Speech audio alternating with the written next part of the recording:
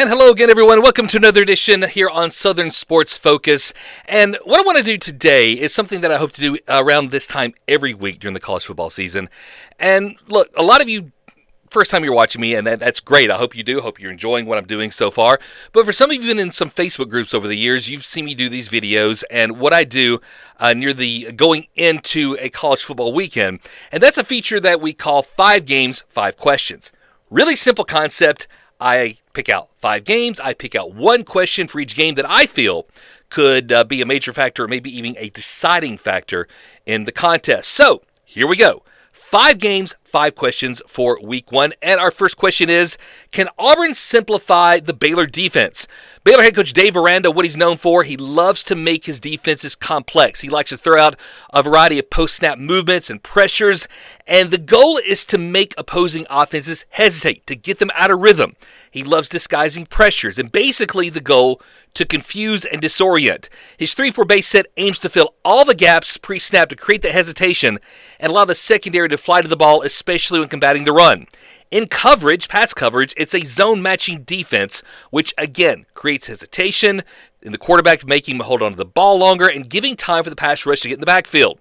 To combat this, Auburn has got to be fast-paced, and they've got to be physical and move the defenders out of the gaps. In the passing game, Jackson Arnold will have to find the spaces in the zone. Since the Bears do play zone, you won't see as the tight of coverage that you see in the man-to-man. The key could be keeping the rhythm in simplicity, and the old take what the defense gives you cliche could apply as well. Aranda says he is committed to the pass rush to help combat their passing game and basically not get Auburn time to use their talented core wideouts. The Auburn offense will have to find what spaces they can get and rely on some short passes and let their playmakers attempt to find what space they can use to make something happen after the catch, maybe forcing Aranda to play a little bit tighter, which might open up the medium to deep routes. And also, a running game that at least makes Baylor think about will help too. Keep it simple. Hope it's effective. Will Auburn be able to do that? It'll be a key to that game. Question number 2 in our 5 games, 5 questions. Can LSU keep Clemson out of the backfield?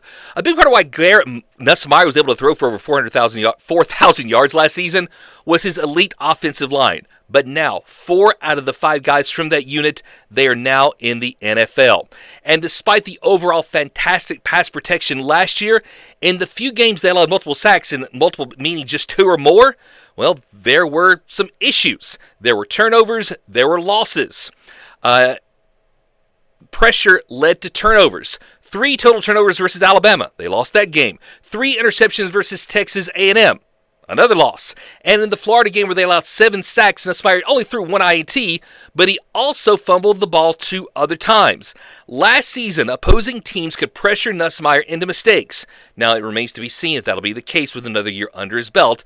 But with an almost entirely new offensive line, the goal for Clemson will be try to get to Nussmeier. Attack, and attack some more, and try to rattle the quarterback. Now, the LSU O-line, still a lot of talent there. They've brought in some guys for the transfer portal to bring some experience along with additional talent.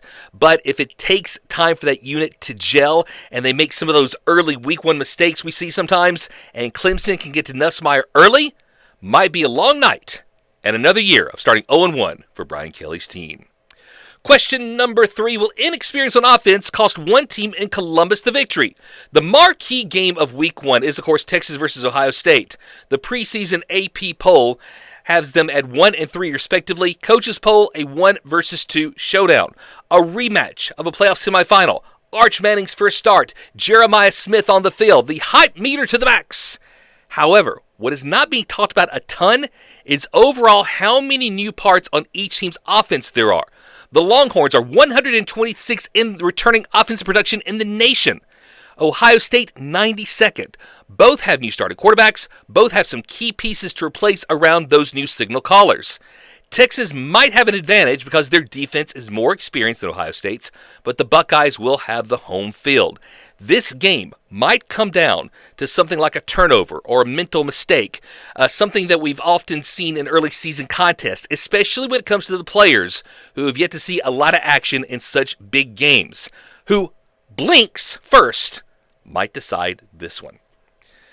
Question number 4 in 5 games, 5 questions. Can Miami make C.J. Carr beat them?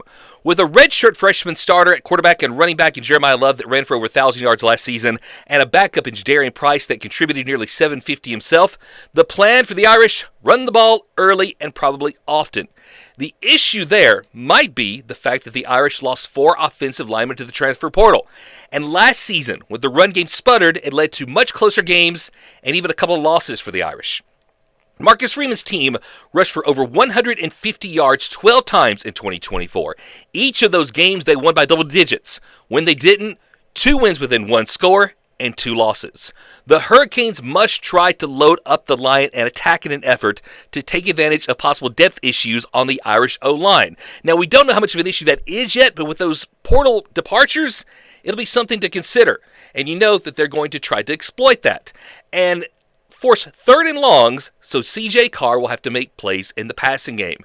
If the Notre Dame rushing attack gets going early, however, look for the Irish to win and possibly win big in South Bend.